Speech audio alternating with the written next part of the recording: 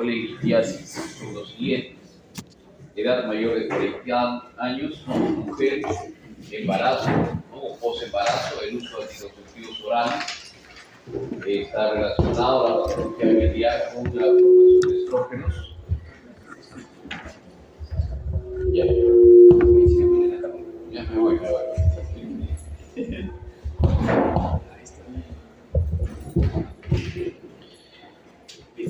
Muy bien, pero ya me escuchan, ¿no es cierto? Los fármacos que podemos utilizar que pueden estar relacionados con la litiasis, ¿no? Con la colelitiasis, son los fibratos, que se utilizan mucho para el tratamiento de la hipercolesterolemia, y también el uso de fármacos como la ceftriaxona. ¿Por qué la ceftriaxona puede ser un factor predisponente? ¿Alguien se acuerda? Exactamente, porque la excreción de la ceftriaxona, a diferencia de otros antibióticos, es una excreción biliar, ¿no? Por la bilis. La obesidad también es uno de los elementos relacionados. Otros que van a contribuir a la presencia de colelitiasis es la pérdida rápida de peso, la nutrición parenteral. Más que la nutrición parenteral en sí, la relación entre la falla intestinal y la reabsorción de sales biliares, ¿no? O sea, no es la nutrición parenteral en sí, sino la litiasis que se va a dar por la bilis litogénica, ¿no? Ahora lo vamos a explicar.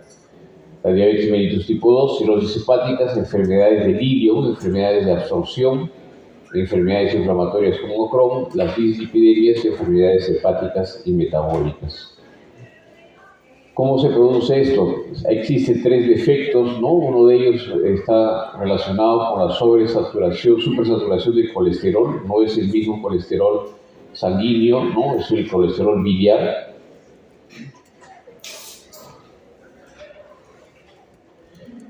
Luego de eso hay una aceleración de la cristalización y una disminución de la motilidad de la vesícula biliar. Todos son factores que finalmente van a llevar a éstasis y precipitación de las sales biliares con formación de cálculos.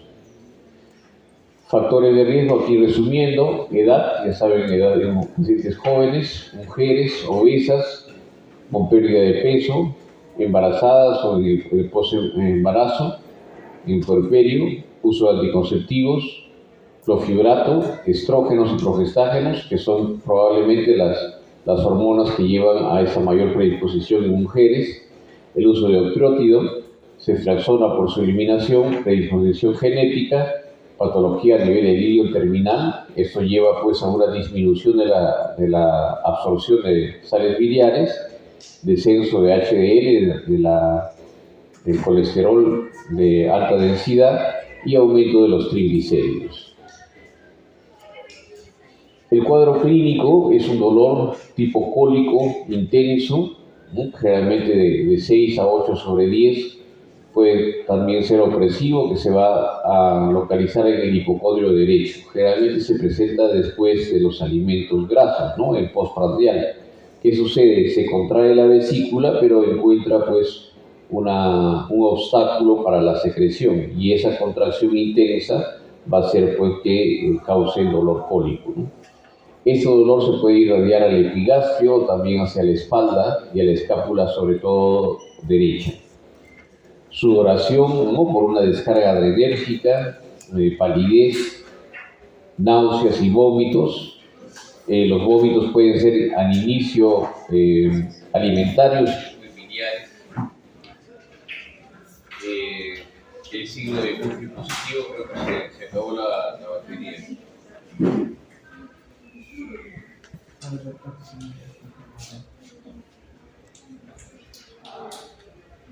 Ya no.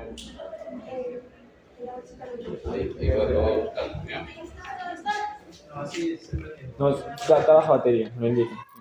El diagnóstico principalmente es clínico, ¿no? Con el examen y la anamnesis que se le hace, ¿no? La anamnesis retrospectiva, para poder determinar esos factores de riesgo que hemos encontrado. El diagnóstico por imágenes, el principal es por ecografía, no por tomografía. Mire la especificidad que tiene del 98%. La gamografía biliar se utiliza muy poco, ¿no? En nuestro medio, generalmente está circunscrita pues para detectar patología como la sinforopatía o patología del cístico, ¿no? Que puede causar pues, lo que llaman la vesícula perezosa y finalmente una enfermedad biliar, ¿no? La radiografía de abdomen se usa muy poco porque solamente se van a ver los cálculos cuando son de calcio.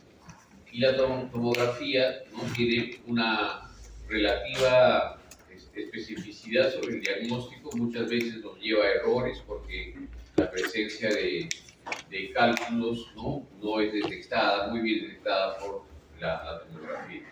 Y la resonancia magnética nuclear generalmente la circunscribimos al uso en pacientes embarazadas.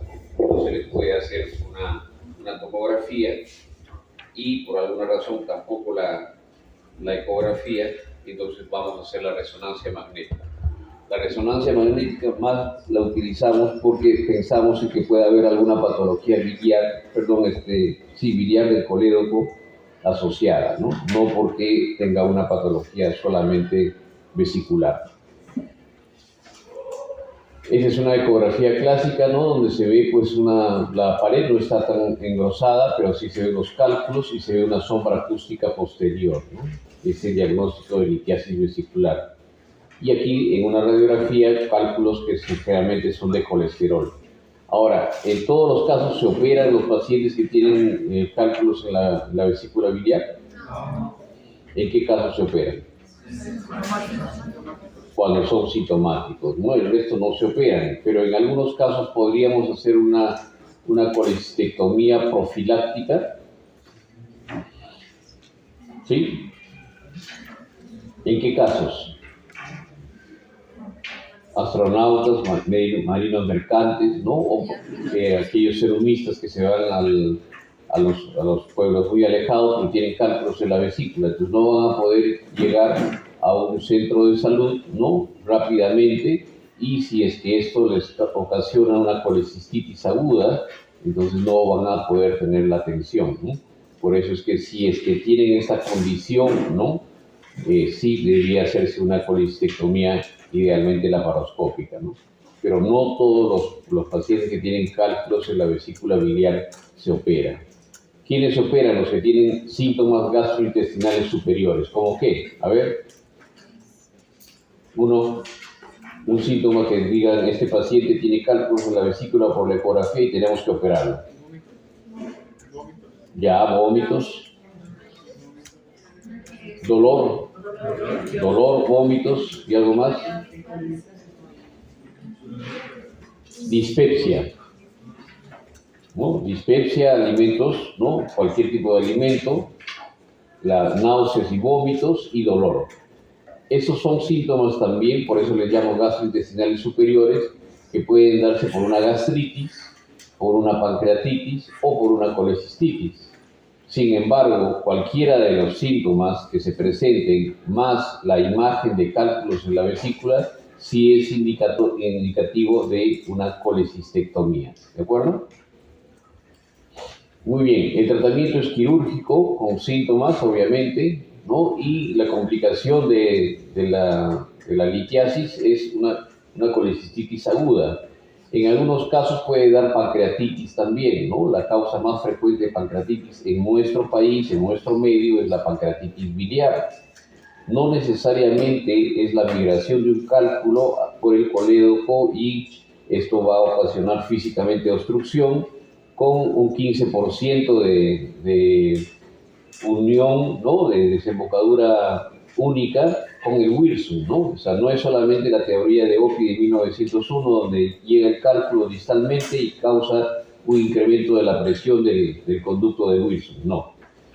Todo aquel paciente que tiene una patología biliar, ¿no? Desde vesícula perezosa hasta cálculos en la vesícula, independientemente del tamaño, puede desarrollar una pancreatitis biliar. La existencia de estas enfermedades no puede exponer al paciente a complicaciones por la misma, ¿no? Por la colelitiasis. Las formas de operar, ya saben que puede ser abierta laparoscópica, la recomendación en todos los casos, ¿no? Sea colecistitis aguda, sea colecistitis del anciano, sea colecistitis en una paciente obesa, siempre es laparoscópica, ¿no? El tratamiento no farmacológico como la litotricia ya no está indicada. Igualmente el uso de ácido urso desoxicólico solamente como adyuvante en la destrucción de litus, si es que tenemos una bilis litogénica persistente. La formación de cálculos en la vesícula biliar puede deberse a esos trastornos metabólicos que les he mencionado, ¿no? Generalmente asociados a diabetes, a obesidad, pero también puede deberse a un problema de una bilis litogénica, ¿no? Y esa bilis litogénica, pues, va a ser ya, creo que ya es más. ¿Me escuchan, cierto? Ya. Voy a forzar un poco. Esta bilis litogénica puede tratarse y obviamente después de la cirugía, ¿no?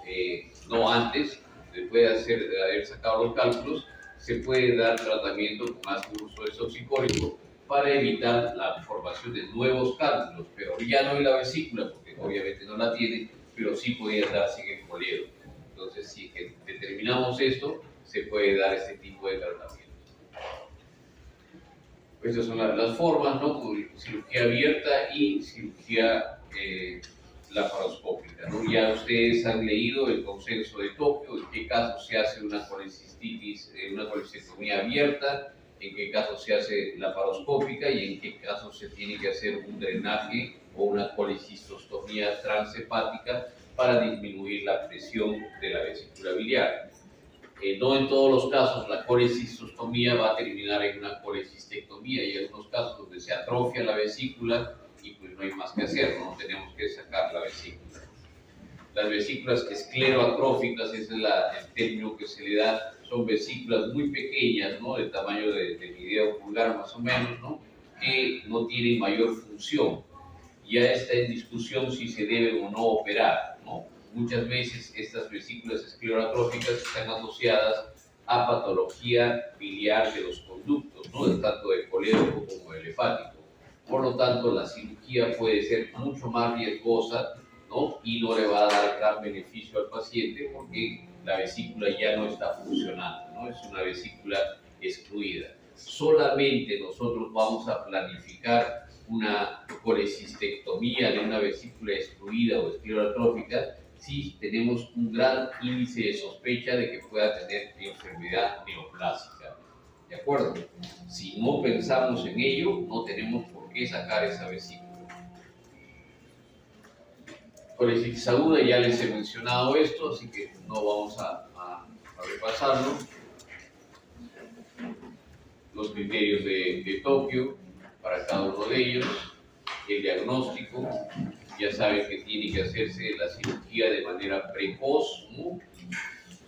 Estos son los marcadores inflamatorios que ahora se están utilizando mucho, sobre todo proteína C reactiva. El diagnóstico diferencial con patología tanto abdominal como también patología diferente como la pielonefritis, la hepatitis o la angina del pecho. Y el tratamiento pues con antiinflamatorios no esteroideos. Generalmente se utilizaba antes, ¿no? Mucho iosina o papaverina o el denominado Pridal, ¿no? Que son relajantes de músculo liso, ¿no? Esto tiene algunas repercusiones. Se puede utilizar, pero es preferible utilizarlo con antiinflamatorios no esteroideos. Si solamente se utilizan, ¿no? Antiespasmódicos, pues sí, van a calmar el dolor, pero si se hace un tratamiento regular, es decir, pues viene una señora que tiene cálculos de la vesícula y quiere operarse, ¿no? Pero no tiene los criterios para una colecitis aguda, por lo tanto, se va a un programa de evaluación y estudio para que reciba, pues, todos los estudios antes de hacer la cirugía de manera electiva. Eso es lo indicado. ¿Qué sucede? Si nosotros le damos el tratamiento para que no tenga cólicos en este periodo, tenemos que darle una dieta hipograsa, ¿no? Sin gaseosas, sin grasas, ¿no? Y sobre todo que tenga una dieta fraccionada también, ¿no? Para que no haya estímulos sobre la vesícula. la contracción de vesicular. Pero también si es que presenta la paciente dolor, ¿no?, en el hipocondrio derecho característico, se le puede indicar antiespasmódicos. Pero antes se utilizaban antiespasmódicos de manera regular, es decir, se le daba iosina cada 8 horas, ¿no?, para prevenir la posibilidad del cólico biliar. ¿Qué sucede? Este uso frecuente de antiespasmódicos hace que haya más éstasis vesicular, ¿no? Por lo tanto, la vesícula no se contrae y se puede contraer el esfínter. Y eso se ha comprobado que puede llevar a mayor riesgo de formación de coledocolitiasis, que vamos a ver a continuación. ¿Ya? Entonces, sí se puede dar el tratamiento, pero no hay que abusar de los antiespasmódicos en el tratamiento de intervalo, que podemos llamarlo así, antes de la cirugía. Bueno, eso es la colecistitis, ¿no? Los grados y el uso de antibióticos por los esquemas, ¿no? Generalmente siempre vamos a asociar una cefalosporina y en algunos casos, si es que hay alérgico a las cefalosporinas, las fluoroquinolonas. En nuestro país hicimos un estudio, ¿no?, sobre frecuencia de resistencia antibiótica. Hemos encontrado que, y eso no difiere mucho de Latinoamérica, que las fluoroquinolonas tienen mucha resistencia. ¿Por qué? Porque se han utilizado libremente, sin prescripción médica, para el tratamiento de casi todo, de infecciones de la piel, infecciones respiratorias e infecciones urinarias. Entonces, las fluoroquinolonas, con ese núcleo, pues tienen mucha resistencia. No nos son muy útiles en el tratamiento de las colecistitis. Por eso se reserva solamente en el caso de que haya alergia a los beta-lactámicos, ¿no?, el uso de las fluoroquinolonas. ¿Ya?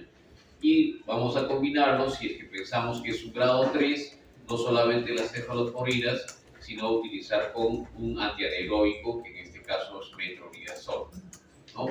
Podemos utilizar también como monolactámicos el aztreonam, pero las combinaciones más frecuentes que utilizamos es una cefalosporina más metronidazol, ¿no?, como primer esquema, ¿no?, de tratamiento de una colecistitis grado 2 o 3, y si es que tiene alergia, utilizar fluoroquinolonas, en este caso ciprofloxacina de 400 miligramos cada 12 horas, unido a metronidazol de 500 miligramos endovenoso también cada 8 horas. ¿Listo? Esa es la colecistitis, las cirugías, y el tratamiento quirúrgico va a depender del grado, ¿no?, según la clasificación de todo. Las complicaciones de la colecistitis aguda ya las hemos visto, ¿no?, empiema, gangrena y formación de fístulas. Existe pues la modificación de las fístulas, ¿no? Existe la clasificación de Mirici. ¿Han escuchado de la clasificación de Mirici sobre las fístulas biliares y las coledocolitiasis? No. ¿Tienes un pulmón? Aquí no.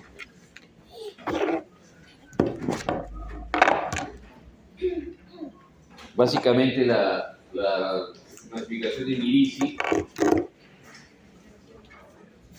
es la presencia de signos de colestasis, o sea, de obstrucción de la vía biliar debido a la presencia de un cálculo en el bacinete. Este cálculo, obviamente grande, va a hacer y va a comprimir externamente la vía biliar, ¿no?, por el tamaño y el estado. Entonces, a esa compresión extrínseca, sin necesidad de que haya cambio físico a este nivel, es el Mirici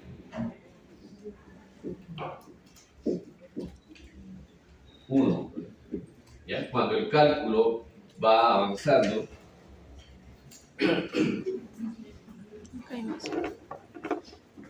con esto vamos a hacer.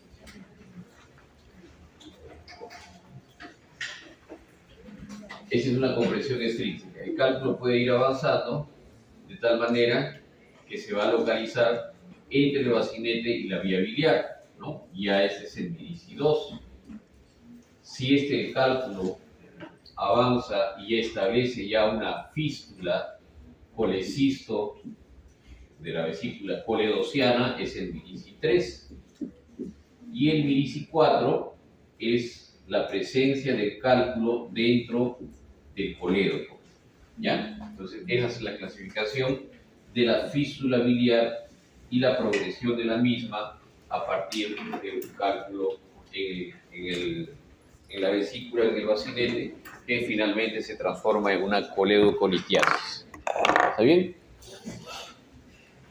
No les voy a hablar de una patología que es muy frecuente, pero que finalmente no es una patología quirúrgica, que es la lesión de vías biliares, ¿no?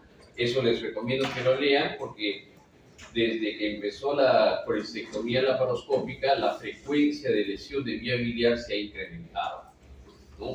Se han hecho estudios múltiples y siempre es un poco más frecuente, se ha reducido sí, pero siempre es más frecuente la lesión de vía biliar cuando se hace colecistectomía laparoscópica versus colecistectomía abierta, ¿no? Esa es la gran dificultad.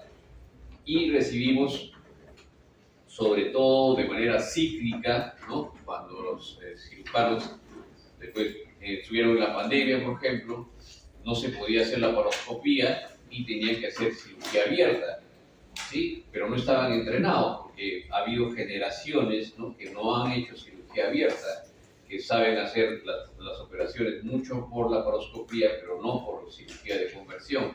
Entonces empezaban a incrementar las lesiones de vías biliares, ¿no? Igualmente, otra vez se pasó la pandemia y se retomó la cirugía laparoscópica y muchos de los pacientes estuvieron esperando todo este tiempo, no se pudieron operar, ¿no? Porque obviamente había limitación de los servicios de salud y vino la avalancha de pacientes para poder operarse de laparoscopía.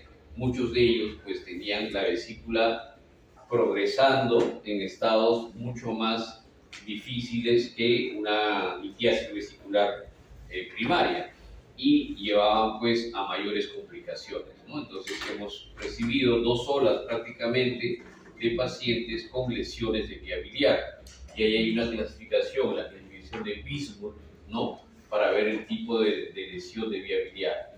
Eso no lo vamos a tocar porque realmente no es patología quirúrgica, ¿no?, sino es una complicación. Bien, la colecistitis crónica, en cambio, es una inflamación, pues, de la vesícula biliar, ¿no?, que tiene episodios repetitivos, ¿no? Ya les he mencionado que hay que operar si se presenta como aguda dentro de las 72 horas. Si pasa ese periodo, es mejor dar tratamiento médico, calmar con antibióticos, un tratamiento higiénico dietético y operarlo a partir de la segunda, idealmente tercera semana del episodio. ¿Por qué? Porque si no va a ser muy difícil la cirugía y puede llevar a riesgo de lesión de la vía biliar.